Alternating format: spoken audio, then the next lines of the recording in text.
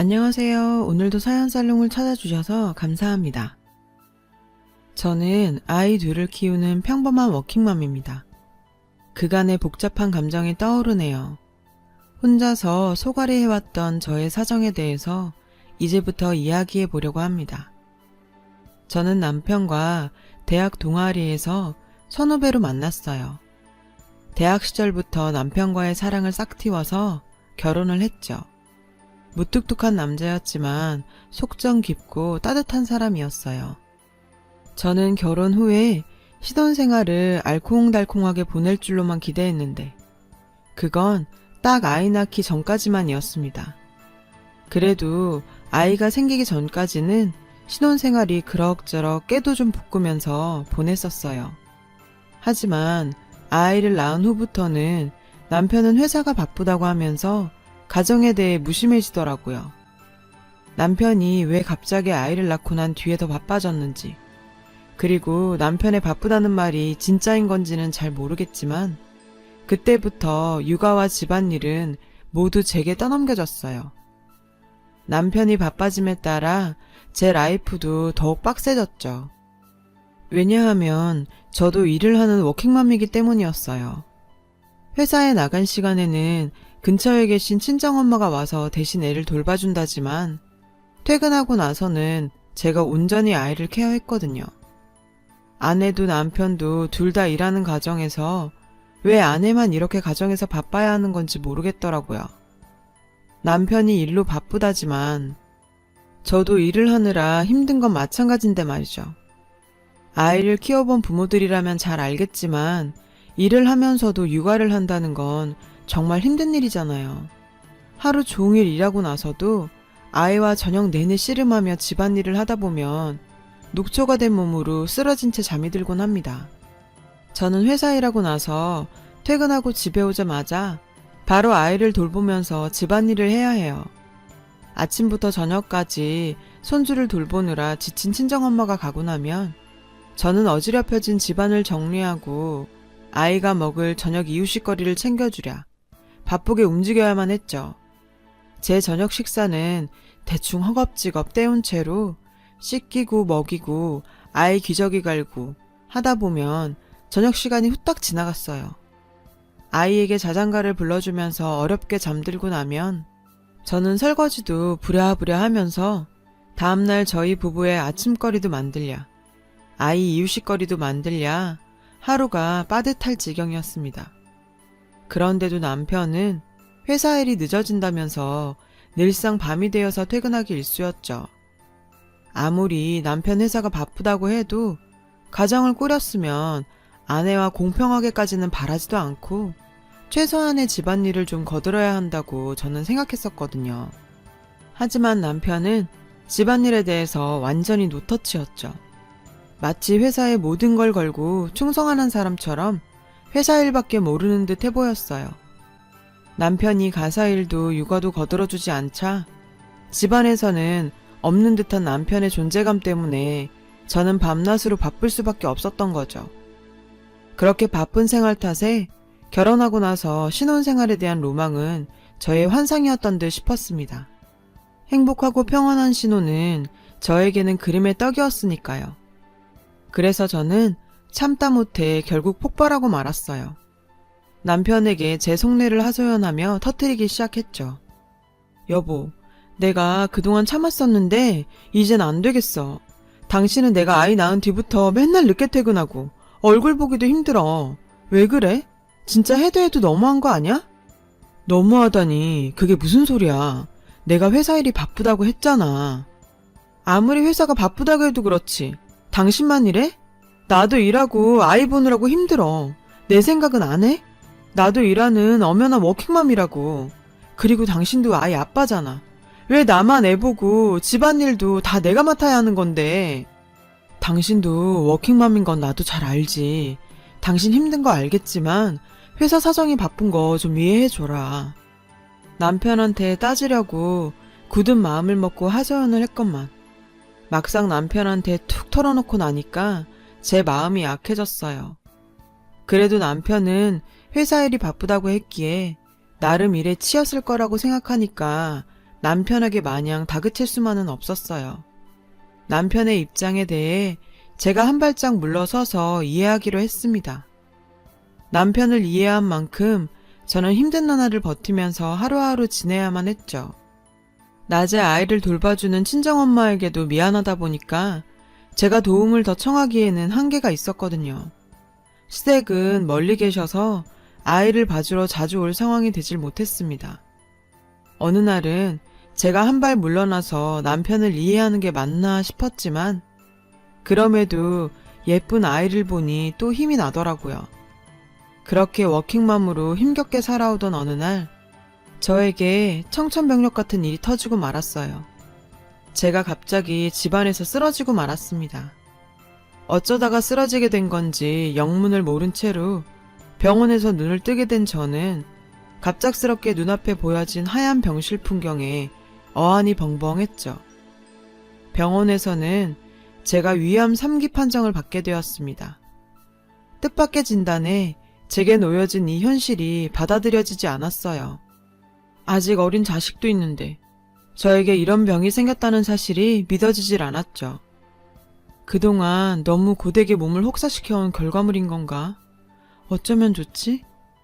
그렇게 생각하니까 저는 뭘 위해서 그동안 그렇게 열심히 살았는지 때늦은 후회감이 몰려오더라고요. 남편이 조금이라도 돌아봐 주었다면 내가 이런 병에 걸렸을까? 원망까지 들었어요. 솔직히 다 남편 탓이라는 생각마저 하게 되었습니다. 그런데 더한 문제는 남편의 태도였어요. 아내가 위암이라는 큰 충격으로 슬픔에 빠져 있는데도 남편은 여전히 바쁘다면서 이제 제가 깨어났으니까 그만 가봐야 한다는 소리뿐이었죠. 지금 이 일보다 중요한 게 뭐가 있는 건지, 저에게 당장 필요한 물품 몇 가지만 챙겨주고서는 그냥 쌩하니 가버리려고 하더라고요. 남편의 그런 태도에 너무 서러웠어요. 여보, 당신은 아내가 위암 3기라는데 어떻게 그냥 가버릴 수가 있어? 당신이 그러고도 내 남편이야? 미안해.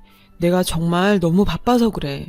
당신 아프니까 이제부터 잘 먹고 잘 쉬고 잘 자는 휴식이 중요할 거야. 지금은 내가 중요한 일이 있어서 이만 가봐야 할 것 같아. 아내가 아프다는데 이렇게 그냥 가는 게 맞는 거야? 당신 정말 너무하네. 미안하다. 내가 나중에 올 테니까 오늘은 가볼게. 어떻게 아내가 암에 걸려서 다 죽게 생겼는데도 걱정도 안 되는 건지 너무 화가 났죠. 이러다가 저는 암보다도 화병으로 먼저 죽을 것 같았네요. 그렇지만 남편을 계속 붙잡을 방법이 없었기 때문에 저는 일단 남편의 말을 믿고서 그래, 나중에라도 오겠거니 하면서 일단은 보내주기로 했습니다.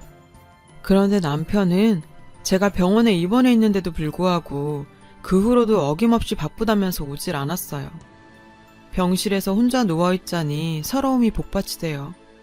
그래서 저는 결국 남편에게 다짜고짜 전화를 걸어서 따져 묻기로 했어요. 여보, 내가 병실에서 누워있는데 코빼기도 안 보일 만큼 그렇게 바쁘냐? 내 걱정은 눈꼽만큼도 안 들어? 당신 나중에 찾아온다면서 어떻게 된 거야? 미안해. 당신 아파서 나도 정신이 없었어. 많이 힘들지? 내가 아픈데 당신이 뭐가 정신없다고 그래? 내가 얼마나 힘든지 당신이 알아? 여보, 그래도 희망을 잃지 말고 좀만 잘 버텨내자. 난 당신 없으면 안 되니까.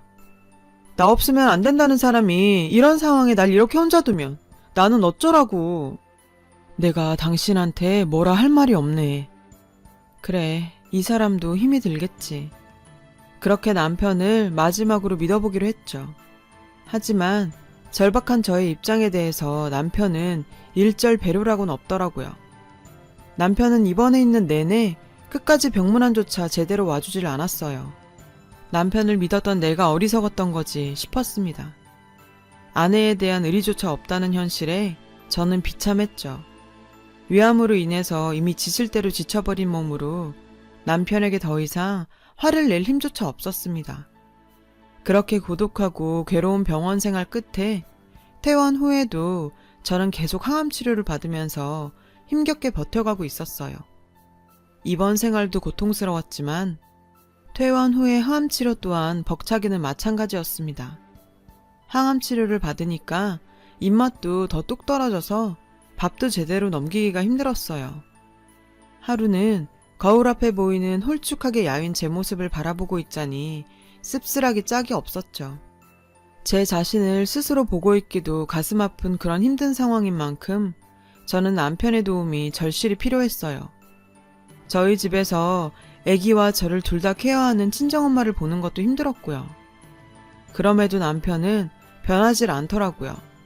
저녁에 잠시 들어왔다가 운동하러 나간다면서 적어도 이틀에 한 번은 매번 어김없이 새벽에 들어오고요. 어느 때는 매일 나가는 주도 있었습니다. 그렇다 보니 어느 날엔 남편의 행동이 미심쩍게 느껴지기 시작했죠.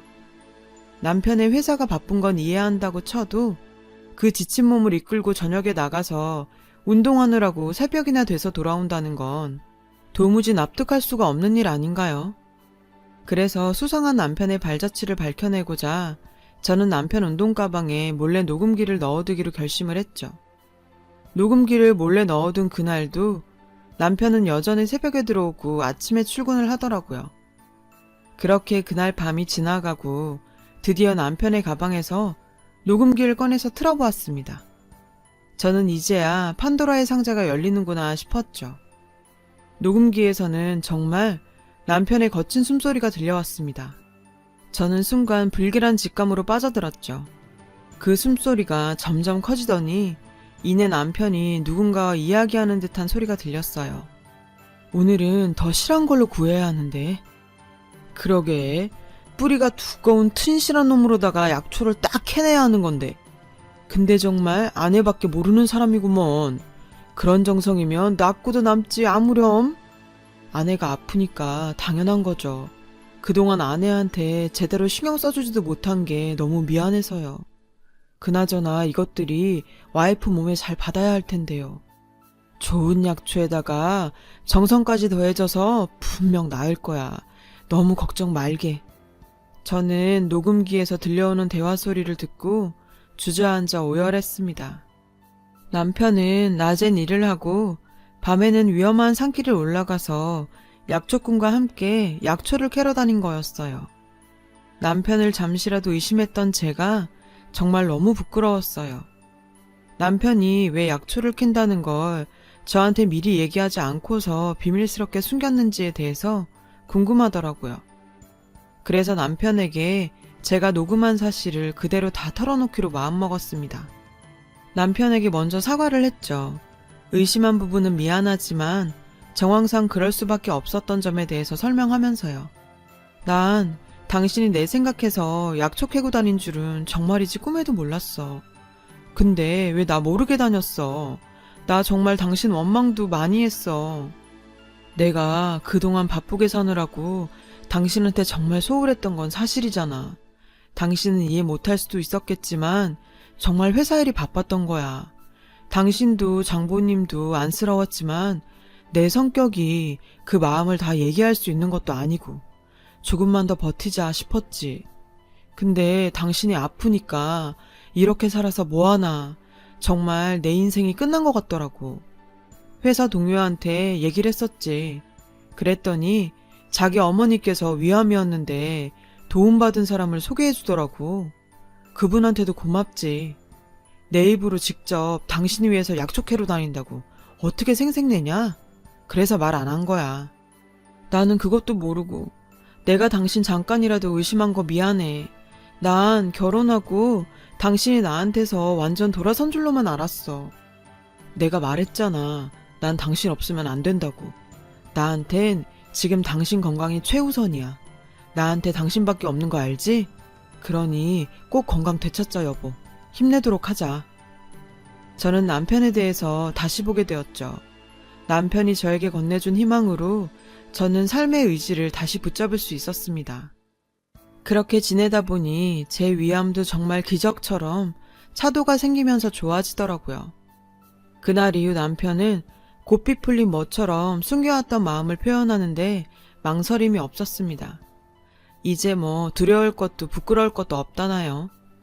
꾸준한 남편의 손길이 어린 관리와 더불어서 남편의 사랑도 같이 확인하게 되었어요. 저희 가족은 행복하게 오순도순 잘 살아가고 있습니다. 남편과 함께 산행에 나서서 같이 친정엄마를 위한 약초를 캐기도 한답니다. 그리고 아이와도 같이 놀이동산에서 가족끼리 즐거운 시간을 보내기도 합니다. 지금 생각해보면 만약 그때 남편이 노력이 없었다면 지금의 제가 있을 수가 있었을까 싶기도 하더라고요. 이런 남편이 있어서 참 다행이라고 생각합니다. 지난 세월 동안 아프고 고생했던 기간에 대해서 잘 극복해낼 수 있었던 건 말없는 무뚝뚝했던 남편 덕분이니까요. 따뜻한 말 한마디는 죽을 병도 낫게 하는 것 같습니다. 오늘 가족에게 한 번 더 사랑을 표현하시는 건 어떨까요? 저도 앞으로 남은 인생은 우리 가족 꽃길만 오롯이 걷길 바라고 있어요. 제 이야기를 들어주셔서 감사합니다. 건강하고 화목하게 보내시길 바랍니다. 여러분, 사연 댓글에 응원과 현명한 조언 부탁드려요. 좋아요와 구독은 저에게 큰 힘이 됩니다. 오늘도 좋은 일 가득하세요.